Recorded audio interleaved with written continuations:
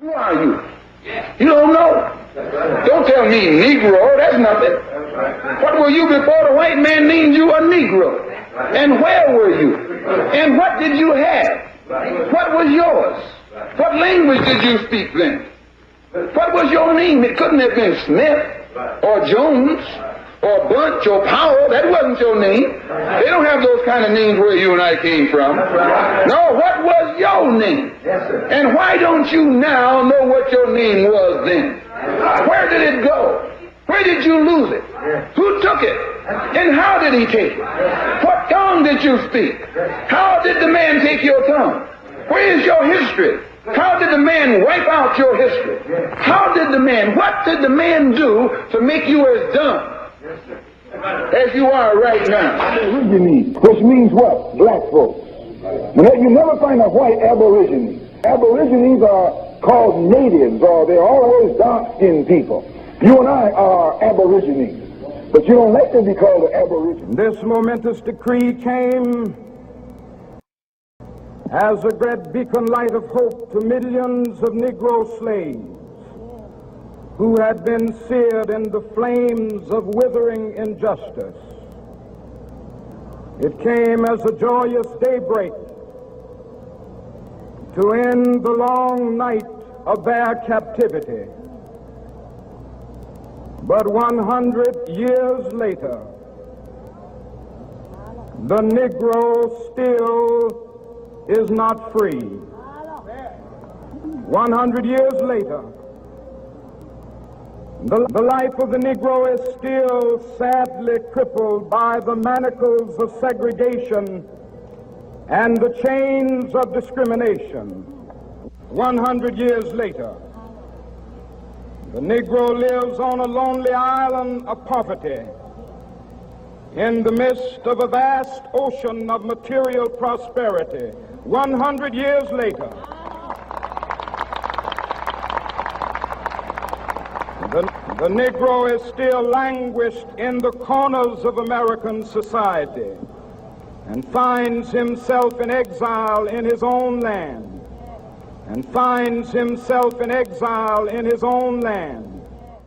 We are a nation within a nation in this country searching for a nationality. And once we find our nationality and serve that nationality, we'll do for ourselves what needs to be done.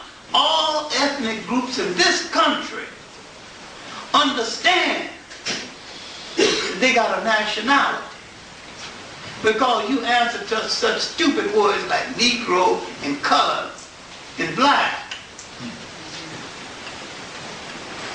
You have no nationality. Negro is not a nationality. Some lazy Portuguese or Spaniard took an adjective and made a noun out of it. Colored is not a nationality. Black tells you how you look, but it don't tell you who you are. That's right. The name of a people must relate them instantaneously to land, history, and culture. And anytime you call a people by their right name, anytime you call a people, name a people, and fail to relate them back to land, history, and culture, you have called them out of their name. There's no black land or black Ola. There's nothing wrong with the word black. Nothing wrong with it at all. Only it doesn't relate to a country. The name of every people in the world relate to country. And once you think instantaneously of land, you think of nationality. You belong to something big in the world. All right, goddammit. Now pay attention, because I'm only doing this one time.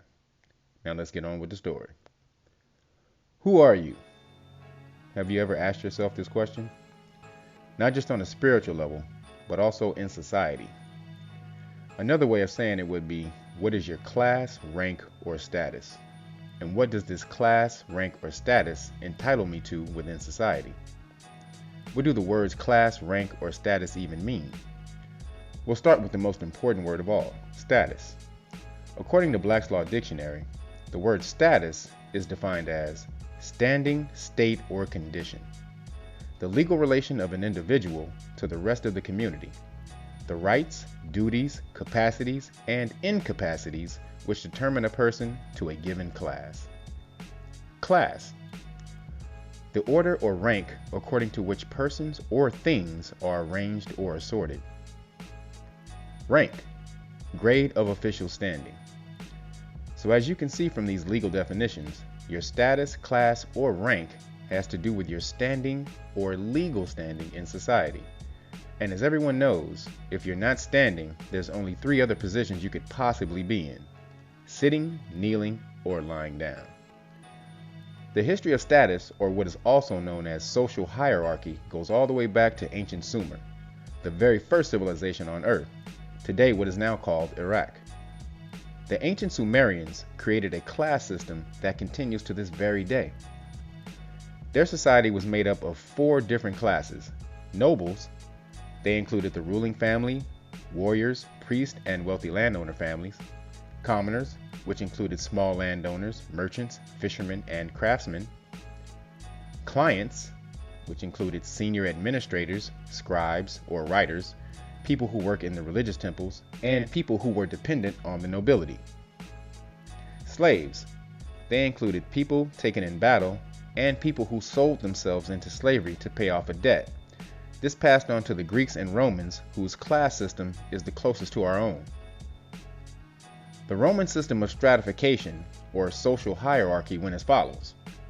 You had the citizen, which means inhabitant of a city or town dweller, and was a privileged and political legal status afforded to free peoples with respect to the law and property, and was broken down into many different classes. First, there was the ruling class, or aristocracy, which consisted of the patricians, which comes from the word pater, meaning father. They were believed to be the descendant tribes of the founders of Rome, Romulus and Remus. Then there were the plebeians, every other free person in Rome not a patrician, who eventually rose to power by gaining wealth and political revolution. There were the patrons, who had a certain level of status depending on his ancestry, patrician or plebeian. A patron could have been of the ruling class, or just a free citizen who had a certain level of control over what was called his client. The client means to listen, follow, or obey, and they were like an assistant to the patron, or his patronus, and was obligated to perform certain duties for his patron, and likewise the patron for his client. The client was either a freed slave or someone who obligated himself to another for higher status and for better lifestyle and minor privileges. You had the proletarians, the uneducated free commoner, whose only value was his labor or his children, which is where the word comes from, producing offspring. This was because if you had nothing tangible of value to give the state, they would mark your children down as future assets to colonize conquered lands. This is where the census and the birth certificate come from. Census means to appraise or assess, and was used to assess the value of the citizen and place them into one of the 6 different social classes in order to assign military duties and privileges.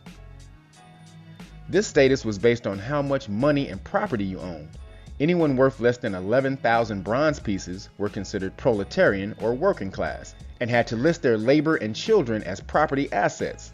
Just like today, your children are property and assets of the government. There was the legal personality, or legal fiction, also known as collegium or college. College means gathered together and is the precursor of the corporation legal fiction. All legal fiction associations were called colleges in Rome. You had the freedman, also known as, get this, liberty, if he was freed with no obligation to his former owner, or he was called libertus, or client, if he still owed his owner some certain duties or special obligations. Eventually, the 2 terms became one. These people could not vote, hold public office, or state priesthoods. And last on the totem pole was the slave, of course. The Roman slave differed from the modern perception of a slave. They could be accountants, doctors, or some other highly educated profession. This was called the skilled slave. The unskilled slave would be the equivalent to what we know as the field slave or serf, a slave who works the land, hoping one day to raise their status to freedmen or liberty. This was because in ancient Rome, a slave, skilled or unskilled, was known as servus non habet personam, which means a slave has no persona or personality. He does not own his own body, has no name, owns no goods of his own, and has no ancestors. This person was also known as civiliter mortus, which means civilly dead, with no rights or citizenship. This status also included criminals. This is also why the game of changing or raising your status was all too real in ancient Rome. In ancient Islam, the belief system was twofold. Some believed in a meritocracy and egalitarian society, which means everyone is equal and you raise your status by what you do in society as opposed to what you were born with, while others believed that hierarchy was inherent in nature and therefore inherent in human beings, although they did believe in allowing slaves to raise their status within the Muslim society. However, being that the Muslim or Moorish slave trade lasted for over 1400 years, it would seem that the whole life should mimic nature philosophy won out in the end. When the Moors, also known as the Muslims, conquered a new territory, the inhabitants of that land would instantly become second-class citizens with minor privileges and allowances until they converted to Islam. Also in Islam, slaves would ultimately ascend to rulership, as in the case of the Mamluk dynasty in India and Mamluk Sultanate in Egypt, which existed from 1250 to 1517 AD. The word Mamluk means pale slave, and they were a major part of the military force used by the Moors, along with the Janissaries, mostly consisting of Christian, also known as white or pale slaves. And yes, so-called white slaves ruled Egypt for 300 years. So this class system, from noble to slave, has existed in various forms throughout history, like the feudal system, with their kings, lords, knights, and peasants, from the beginning to this very day. As well, slavery has evolved from what was mostly involuntary physical slavery to what is now unconscious voluntary or involuntary contract slavery. And this is how they did it. Now, most so-called black people believe that their legal status today comes from the 14th Amendment to the Constitution of the United States, created to give them equal rights in society after being freed from slavery in 1865. The events that sparked the drafting of the 14th Amendment were many, but before we dissect that bullshit document, let's examine the main incident that sparked the whole thing, the Dred Scott case and decision. By the time of the Dred Scott decision in 1857, slavery had been a legal practice in the United States since 1641, but practiced in other forms such as indentured servitude and debt servitude, or punishment after being captured in war, like the melanated copper-colored Aboriginal American nations who fought each other and enslaved their captives after war, and in some under-the-law forms such as kidnapping, then being forced to work or risk getting the WWE smackdown put on you. In fact, technically, the first slaves in America under the British colonies were kidnapped poor Caucasian people and so-called criminals from Ireland and England, stolen off the streets, shipped to America, then forced to sign indentured contracts and work the plantations, usually until they died under forced contract slavery. According to the book, White Slavery in Colonial America, it states, at the bare minimum, hundreds of thousands of white slaves were kidnapped off the streets and roads of Great Britain in the course of more than 150 years and sold to captains of slave ships in London known as white Guineamen. In the book History of the United States, Volume 2, it states, 10,000 slaves were kidnapped from England in the year 1670 alone. The very word kidnapper was first coined in Britain in the 1600s to describe those who captured and sold white children into slavery. Hence the term kidnappers or kidnappers. And there are many other books that tell this story, such as They Were White and They Were Slaves and White Cargo. Now, with slavery being an economic staple in the world, as well as in America, long before the arrival of the pale colonizer, status was the determining factor for who was master and slave, and everything in between. Were you born free? Were you born a slave? Were you born a serf, which is a slave attached to the land and not the owner? Were you born a chattel slave, which is someone who was property of their owner and had to move wherever their owner moved? Were you born a slave, then able to work off your freedom? Or were you born free, then eventually became a slave for the betterment of your family and lifestyle? These were all different levels of legal status, and depending on what you called yourself, the law had special rules for each one, including African slaves and descendants of African slaves born in America. Not to mention free whites, free non-whites, and later on American Indians, who were first among the free non-whites. The first legal slave in America was a man named John Punch, who was Barack Obama's ancestor on his Caucasian side, sentenced to lifetime slavery as a punishment for breaking his indentured servitude contract for running away in 1640. However, slavery didn't become legal until 1655, when a freed slave named Anthony Johnson sued for the lifetime servitude of one of his indentured servants in a court of law. He did this after the man served out the terms of his indentured contract. Anthony Johnson still sued for the right to have him as a slave for life. Also, of the 5 indentured servants or slaves he had on his property, 4 of them were Caucasian. 2 of the largest slave owners in history were so-called black men: April William Ellison, who owned 63 slaves, and John Carruthers Stanley, who owned 163 slaves. In fact, the reality is, close to 30% of free so-called black people owned slaves, while only 2% of free Caucasians owned slaves.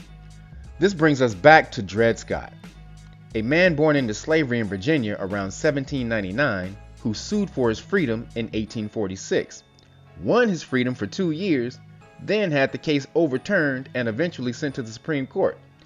It is the decision and misunderstanding of the opinion read by Judge Taney in that case which eventually led to a civil war. In a brief summary of the case, Dred Scott, a slave, tried to sue for his freedom upon traveling with his owner to a state that had previously outlawed slavery. As stated, he won his case and freedom for 2 years, until his former owner, Sanford, countersued on the grounds that Dred Scott didn't have the right to bring up a lawsuit in a court of the United States because slaves were not considered citizens of the United States. The Supreme Court agreed with Sanford's assessment that Dred Scott was not a citizen of the United States and ruled the lower court's decision in error. In Judge Taney's explanation of the ruling, he says words that without an understanding of the law may seem cruel and thoughtless. However, a brief examination of who Judge Taney was in his personal and early professional life will show that he was very sympathetic towards the slavery cause. In fact, he defended an abolitionist reverend who was charged with inciting a slave rebellion. He said that slavery was a blot on our national character, and any true lover of freedom hopes that it will eventually be wiped away. He also freed the slaves owned by his wealthy tobacco family after his father died, and gave them paying jobs while giving pensions to the ones who could not work. Now, why would a man who has said and done those things seem to completely flip in the Dred Scott decision when he says, "In the opinion of the court, the legislation and histories of the times and language used in the Declaration of Independence show that neither the class of persons who had been imported as slaves nor their descendants, whether they had become free or not, were then acknowledged as a part of the people, nor intended to be included in the general words used in that memorable instrument. They had for more than a century been regarded as beings of an inferior order and altogether unfit to associate with the white race, either in social or political relations, and so far inferior that they had no rights which the white man was bound to respect, and that the Negro might justly and lawfully be reduced to slavery for his benefit." Now, these may seem to be two completely opposite ideas and perspectives when looking at them with an untrained eye. However, for those who understand the law and legalese, he was saying something completely different and was actually trying to help Dred Scott win his case, but in a completely different way. As you read this case, you will see the words class, status, Negro, Africans, imported into this country, pure African blood, of African descent and slaves imported into this country. In the Judge Taney quote previously, it said that neither the class of persons who had been imported as slaves nor their descendants, whether they had become free or not, were then acknowledged as part of the people. This is very specific legal wording. You must go get you a Black's Law dictionary, preferably the 4th edition, to start to decode the law and see it as it is entangled.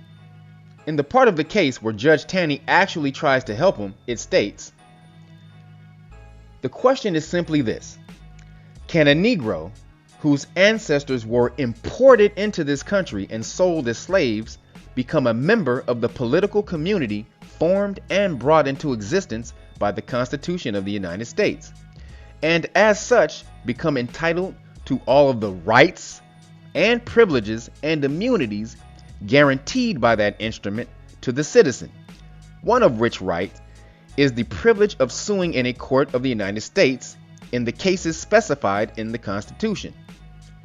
It will be observed that the plea applies to that class of persons only whose ancestors were Negroes of the African race and imported into this country and sold and held as slaves.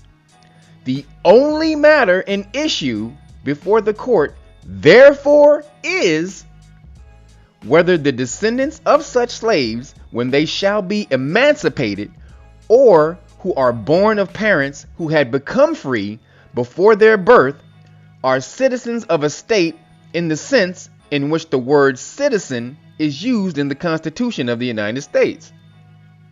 And this being the only matter in dispute on the pleadings, the court must be understood as speaking to this opinion of that class of persons only. That is, of those persons who are the descendants of Africans who were imported into this country and sold as slaves. And here's where he gives him his way out. The situation of this population was altogether unlike that of the Indian race. The latter, it is true, formed no part of the colonial communities and never amalgamated with them in social connections or in government, but although they were uncivilized, they were yet a free and independent people, associated together in nations or tribes and governed by their own laws. Many of these political communities were situated in territories to which the white race claimed the ultimate right of dominion, but that claim was acknowledged to be subject to the right of the Indians to occupy it as long as they thought proper, and neither the English nor colonial governments claimed or exercised any dominion over the tribe or nation by whom it was occupied, nor claimed the right to possession of the territory until the tribe or nation consented or ceded it. These Indian governments were regarded and treated as foreign governments, as much so as if an ocean had separated the red man from the white, and their freedom has constantly been acknowledged, from the time of the first immigration to the English colonies to the present day, by the different governments which succeeded each other. Treaties have been negotiated with them, and their alliance sought for in war, and the people who compose these Indian political communities have always been treated as foreigners not living under our government. Now, why would he go that in depth into the status of the American Indian as opposed to the status of Africans imported into this country and sold as slaves or Negroes descended from the African race? It was because he was trying to show him the status he should have walked into the court under, instead of the dead statuses of African, Negro slave, and African slave descended from Africans of pure African blood. The American Indians are indigenous to this continent and have all the sovereign rights of any country in the world. Judge Taney understood this, as well as the fact that most so-called black people who called themselves Africans or descendants of Africans were actually indigenous Americans. And if you change your status when you walk into this court the next time, there will be a completely different remedy for you, as in the case of the American Indian, who are sovereign with their own government and laws. The legal definition of Negro is a black man, one descended from the African race, and does not commonly include a mulatto. The term Negro also means necessarily a person of color, but not every person of color is a Negro. So as you can see from these legal definitions, Negro means a black man descended from the African race. But there is no definition for the term black man. However, black is a color, and the legal definition of color is an appearance as distinguished from that which is real, an apparent right or deceptive appearance. The word also means the dark color of the skin, showing the presence of Negro blood, and hence is equivalent to African descent or parentage. Now, as you can see from these legal definitions, by calling yourself colored, as in the case of the NAACP, black or African American, you are saying to the law that you are not real and are deceptive in your appearance. The most determining factor of your status is self-identification, meaning you have to tell the government and whoever else is listening who you are, or you leave it up to them to place you into whatever box or category, class, or status they want. The outrage and misunderstanding of the Dred Scott decision sparked a civil war that killed over 600,000 people and eventually led to the 14th Amendment. This brings us back to the 14th Amendment and the status of so-called black people today. The 14th Amendment was created to give the newly freed slaves a somewhat equal footing with the established white citizens of the United States because they were discriminated against in society even though they had become free. And as stated, most so-called black people think they get their citizenship from the 14th Amendment, where it states, and I quote, "All persons born or naturalized in the United States and subject to the jurisdiction thereof are citizens of the United States and of the state wherein they reside. No state shall make or enforce any law which shall abridge the privileges or immunities of citizens of the United States, nor shall any state deprive any person of life, liberty, or property without due process of law, nor deny to any person within its jurisdiction the equal protection of the laws." Now, reading that on its face, it seems pretty straightforward that the United States is granting anyone under its jurisdiction citizenship and equal protection of the laws across the entire United States. However, as I told you before, law documents are written in legalese, and lawyers use what is called in law words of art. Legal definitions don't have the same meaning as regular definitions, but you must pick up a Black's Law Dictionary, preferably the 4th edition, to truly understand. So with that understanding, if you take a closer look at the 14th Amendment paragraph, which most so-called black people think grants them equal rights, privileges, and immunities, you will notice there is one important word missing from the paragraph: rights. Again, these were highly skilled lawyers or men using words of art, and didn't use words arbitrarily or ambiguously, meaning they didn't use words randomly or just because. They know the difference between the words rights and privileges. Most people mistake the word rights for freedoms, which is the uninhibited power to direct one's own will as they see fit.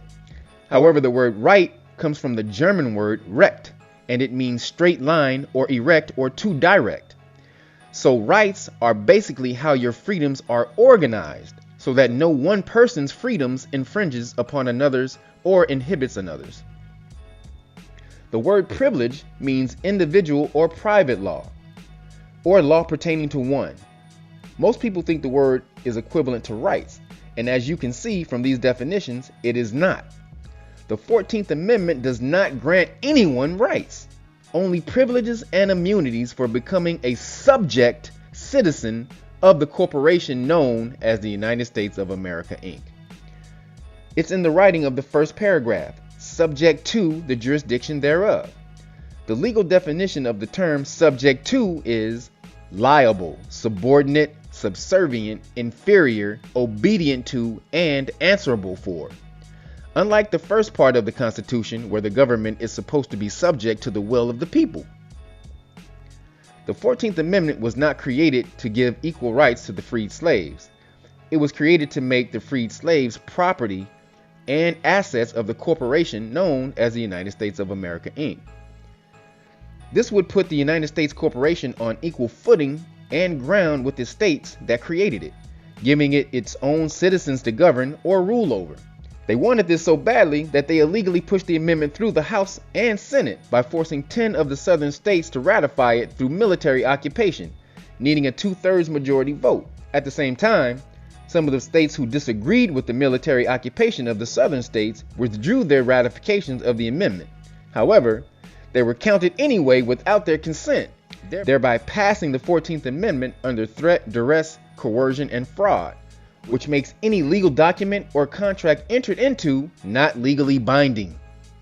So this is the status of the 14th Amendment citizen, a sort of subject slave caught in limbo with no actual real definable status in law, someone who has given up their rights for privileges and immunities.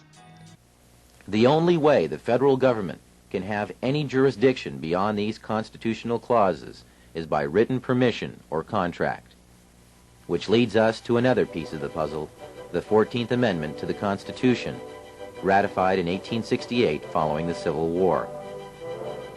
As barbaric as it may sound today, the black slaves prior to the conclusion of the Civil War were legally considered to be property, with none of the rights or privileges of free-born people, only duties. The money interests took advantage of America's desire to free the slaves and found a way to use the swiftly adopted post-war constitutional amendments to enslave all of the people. The deceit is in the wording of both the 13th and 14th Amendments. You will note that the 13th Amendment provides that neither slavery nor involuntary servitude shall exist within the United States. But why the emphasis on involuntary servitude? Isn't it the same thing as slavery? Sure it is. But they had to mention the concept of involuntary servitude because they wished to retain another type of slavery, voluntary servitude. Voluntary servitude is an ancient and established concept. It was the way serfs became subjects to their lords during feudal times in England and other European countries. It was a way for free men to earn a living at a time when all property was held by a select few, and thus anyone who wanted to farm and support their family had first to agree to be subject to a lord of the land. Our forefathers hated this concept and designed our Constitution to exclude titles of nobility, making all Americans sovereign. The 14th Amendment turned the intention of the founders on its ear by making voluntary servitude a requirement for former slaves to gain the rights already guaranteed to free-born United States citizens. When the slaves were released from their involuntary servitude following the war, their status was changed from that of being property to that of being a person. But being a person still entitled them to none of the rights associated with citizenship. So the 14th Amendment ostensibly was written to provide the former slaves with the same constitutional rights of free-born American citizens, but only if they agreed first to become subject to the jurisdiction of the corporate United States. Making oneself paramountly, that is, first subject to the jurisdiction of the laws of the United States, however, limits access to parts of the Bill of Rights, as we'll explain in a moment.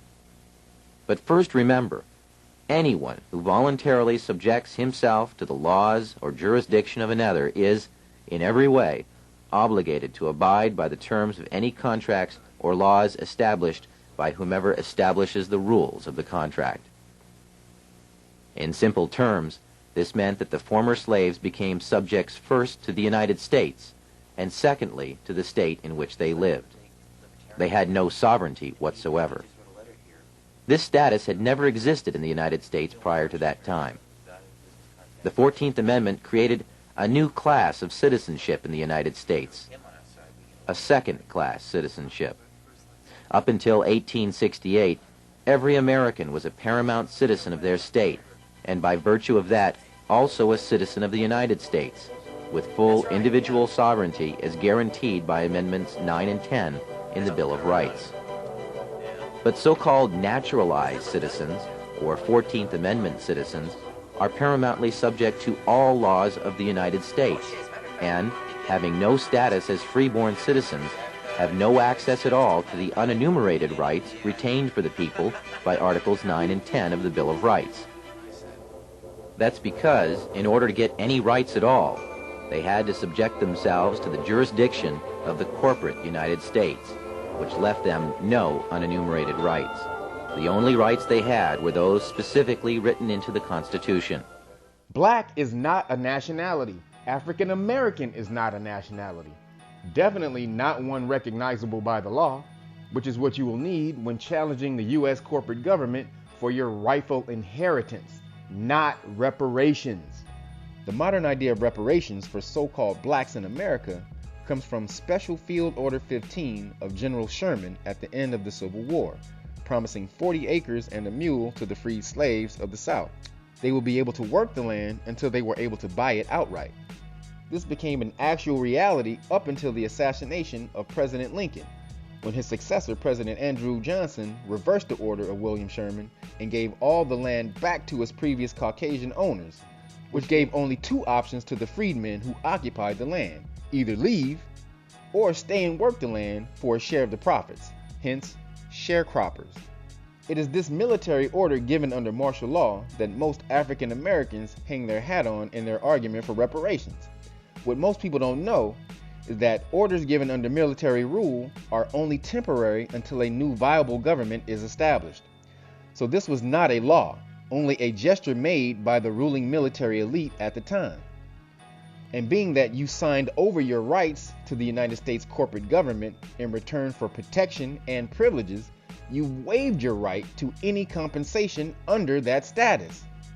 Today, the term white, according to the U.S. Census, includes people from the Middle East and North Africa, or what they call the MENA groups, which means anybody from Tunisia, Libya, Algeria, Egypt, and Morocco are all classified as white. Now, as we know, most people from these regions have skin tones from lightly melanated to heavily melanated, which just goes to show you that the status of white has nothing to do with your skin tone. It's a status of privilege afforded to those who they think will be productive members of society, thereby increasing the perception and productivity of this constructed racial demographic.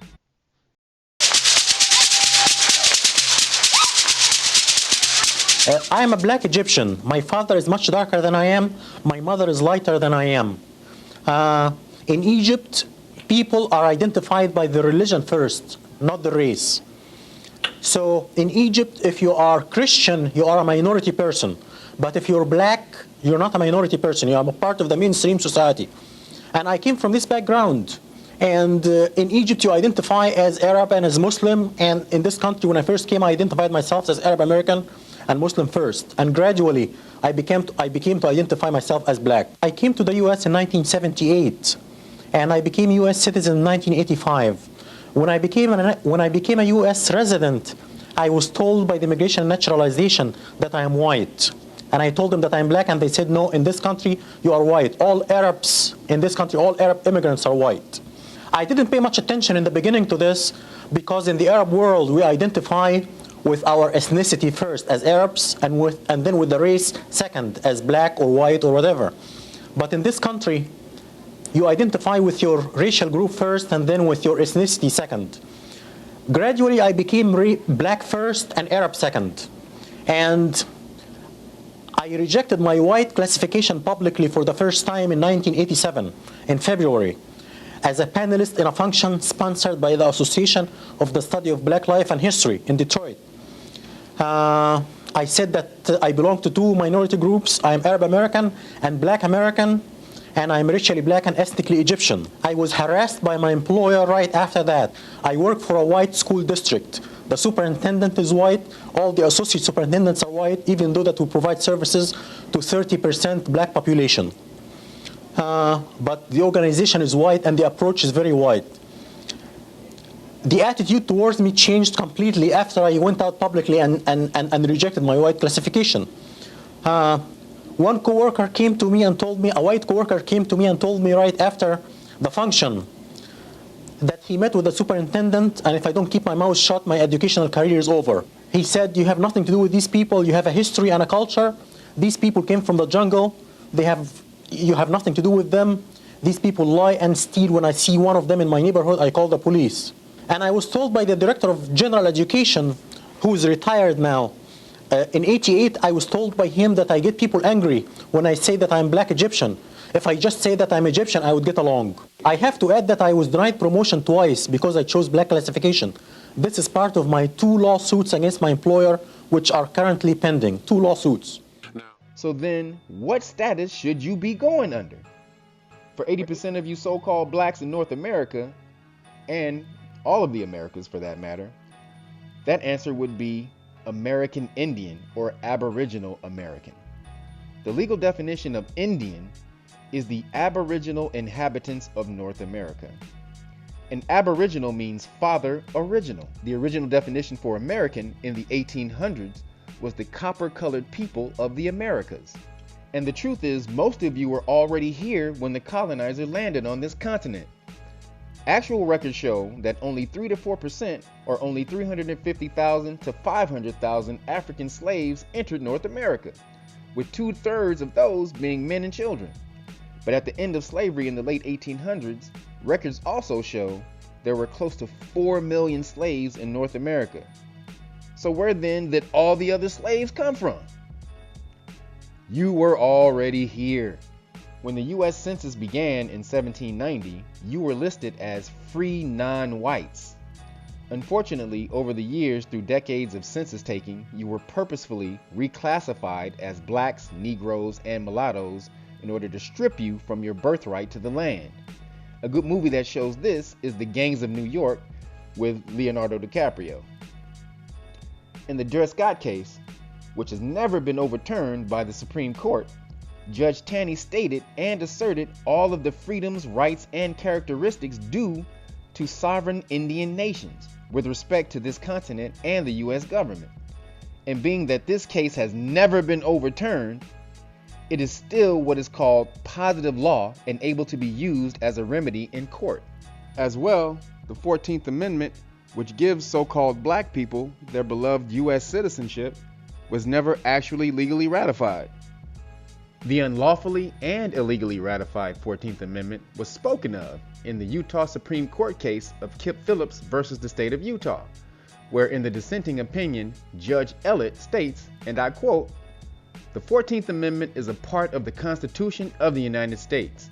While the same assertion has been made by the United States Supreme Court, that court has never held that the amendment was legally adopted.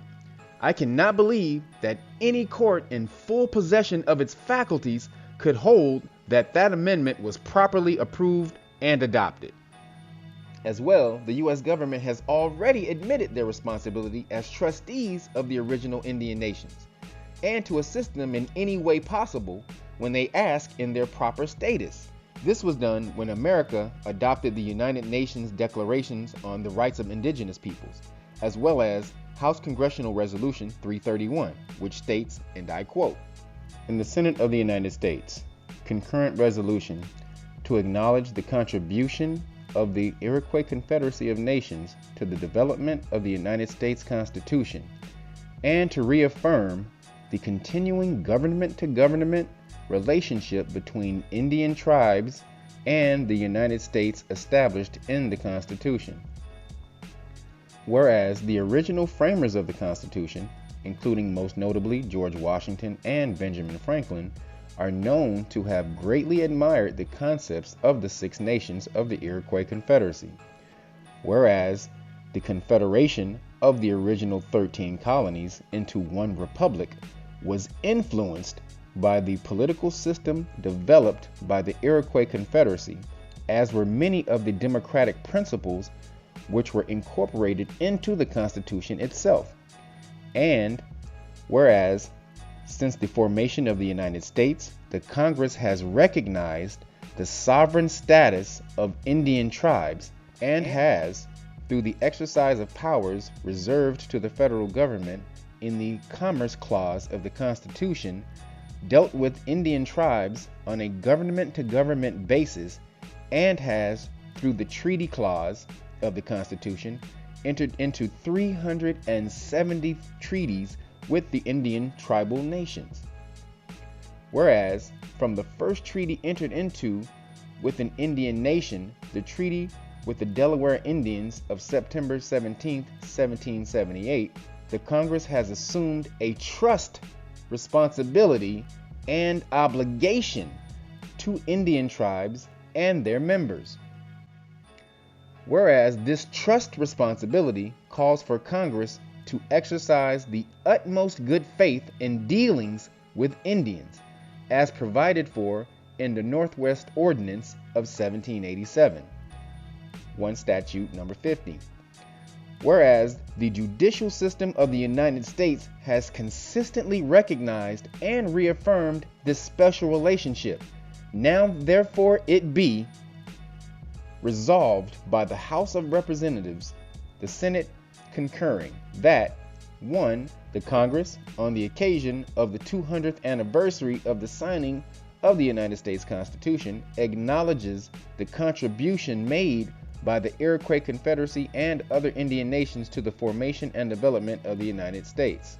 2. The Congress also reaffirms the constitutionally recognized government-to-government relationship with Indian tribes, which has been the cornerstone of this nation's official Indian policy.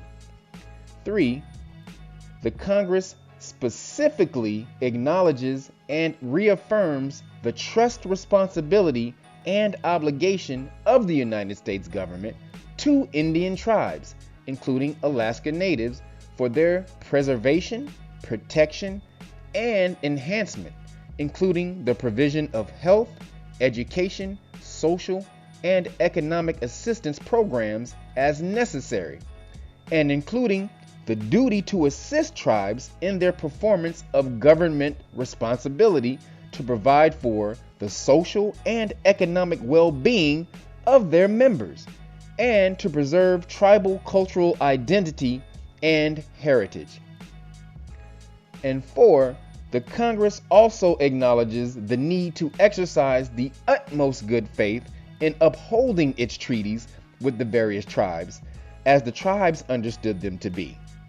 Also, the duty of a great nation to uphold its legal and moral obligations for the benefit of all of its citizens, so that they and their posterity may also continue to enjoy the rights they have enshrined in the United States Constitution from time immemorial. The American Declaration of the Rights of Indigenous Peoples. Article 1. The American Declaration of the Rights of Indigenous Peoples applies to the indigenous peoples of the Americas. 2. Self-identification as indigenous peoples will be a fundamental criteria for determining to whom this declaration applies.